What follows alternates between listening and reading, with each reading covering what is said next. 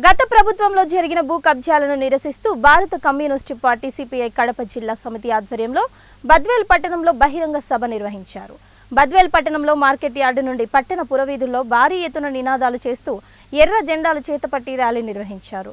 అనంతరం 4 రోడ్ల కూడలి వద్ద జరిగిన బహిరంగ సభకు సిపిఐ జిల్లా కార్యవర్గ సభ్యులు వీరశేఖర అధ్యక్షతన వహించగా ముఖ్య అతిథిగా విచ్చేసిన సిపిఐ రాష్ట్ర కార్యదర్శి రామకృష్ణ మాట్లాడుతూ పేదల గుడిసెల జోలికొస్తే రాష్ట్ర వ్యాప్త ఉద్యమం తప్పదన్నారు. పరిష్కారం చేయి.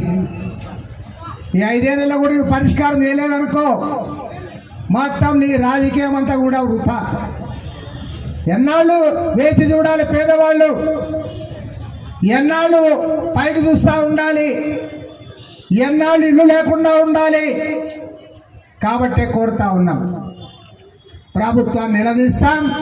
తప్పకుండా మీకు అందరికి కూడా, ఇక్కడున్న ప్రతి పేదవానికి కూడా, బద్వేల్లో ఉండే ప్రతి పేదవానికి కూడా ఇల్లు వచ్చేంత వరకు కూడా మేము అండగా ఉంటాం, ఇప్పించి తీరుతామని కూడా మనం చేస్తా ఉన్నాం. అదేవిధంగా ఇవాళ గ్రామీణ ప్రాంతాల్లో అక్కడ కూడా భూ పోరాటం జరగాలి. అసైన్మెంట్ భూమ్స్ ఎక్కడైతే ఉన్నాయో, పోరంబోకు భూములు ఎక్కడైతే ఉన్నాయో, పేదవాళ్ళకు దక్కాల్సిన భూములు ఎక్కడైతే ఉన్నాయో, భూమి లేని వ్యవసాయ కూలీలకు చెందాల్సిన భూములు ఏ ఊళ్ళో అయితే ఉన్నాయో ఆ లిస్ట్ అంతా తీయండి. రెవెన్యూ మంత్రి గారి దృష్టికి తీసుకొని పోతాం.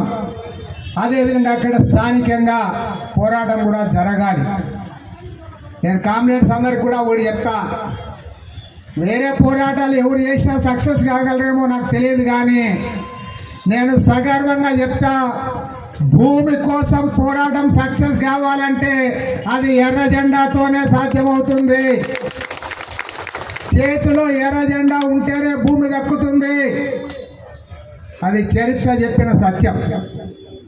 ఇప్పుడే కాదు, తరతరాలుగా జరిగింది. అదే భూమి కోసం, ముక్తి కోసం జరిగిన పోరాటం ద్వారానే తెలంగాణ ప్రాంతంలో 4,000 మంది కమ్యూనిస్టులు రక్తతర్పణం గావించి